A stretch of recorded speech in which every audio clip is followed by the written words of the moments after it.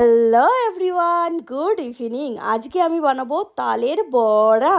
এই ভিডিওটা অনেক দিন আগের আমি শ্যুট করে রেখেছিলাম, বাট কি আর বলবো, আজ এডিট করি তো কাল এডিট করি, এই করে করে আমার ছাড়াই হয়নি।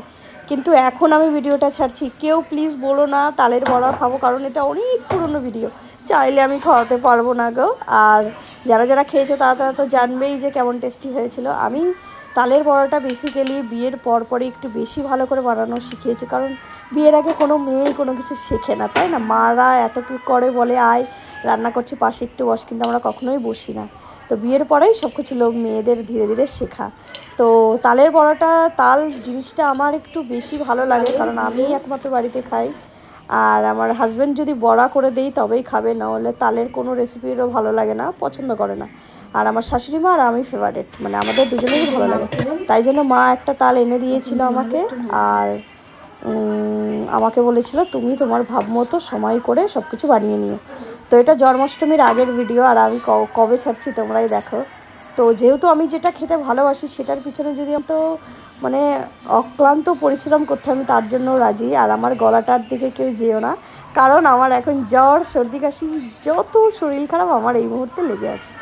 আমি দেখো কী কী দিয়ে নিলাম, তোমরাও সেম সেম এই জিনিসগুলোই দেবে। আর আমার মনে হলো তালটা একটু কম হয়ে গেছিলো, কারণ তালের বড়া, তালের ফ্লেভারটা যদি ভালো না পাওয়া যায় ফিলিংসটা ঠিকঠাক আসে না, যার জন্য আরেকটু তাল আমি অ্যাড করলাম।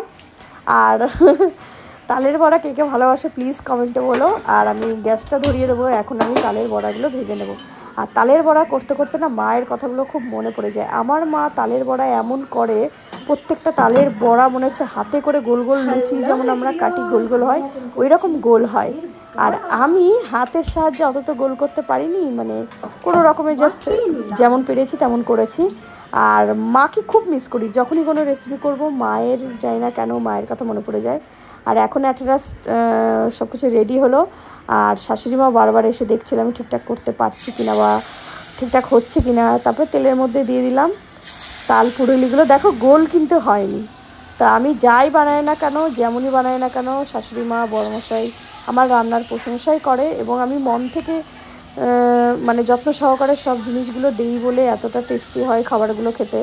আর এত কষ্ট করে করি, যদি সেটা খারাপ কেউ বলে আমারও কষ্ট লাগে, তাই না?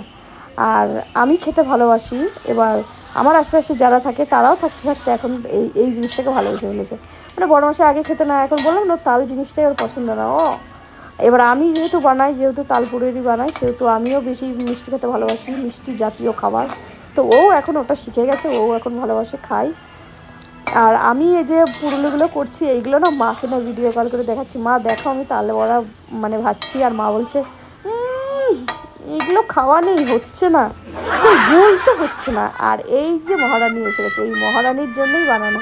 মহারানী খেতে খুব ভালোবাসে, তার সুগার, চিনি খাওয়া বারণ, কিন্তু উঁকি মেরে দেখা চায় হলো কি না, কখন খাবো। সবার আগে মহারানীকেই দিয়েছি। আর যতই বারণ থাকুক, সুগার থাকুক, কিন্তু আমরা কোথায় শুনছি? ডাক্তার তো আমাকেও চিনি খেতে বারণ করেছে, ওজন কমাতে বারণ করেছে, তাই বলে কি আমরা খাচ্ছি না? আমি তো খাচ্ছি, সবই খাই।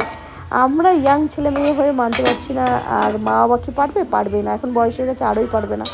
তো আমার গরম গরম তালের পুরোই ভাজার ডান, এখন আমি প্লেটে তুলে নেব। আর একটা নিয়ে চলে গেলাম মাকে টেস্ট করাতে। একটা নেব, নিয়ে মায়ের কাছে সুর করে চলে গেলাম, মাকে দিয়ে এলাম নুন মিষ্টি চেক করার জন্য। আর এটাও বুঝে নিলাম, দেন খাওয়ার পালা। তো কেমন লাগলো ব্লগটি কমেন্টে জানাও। টাটা।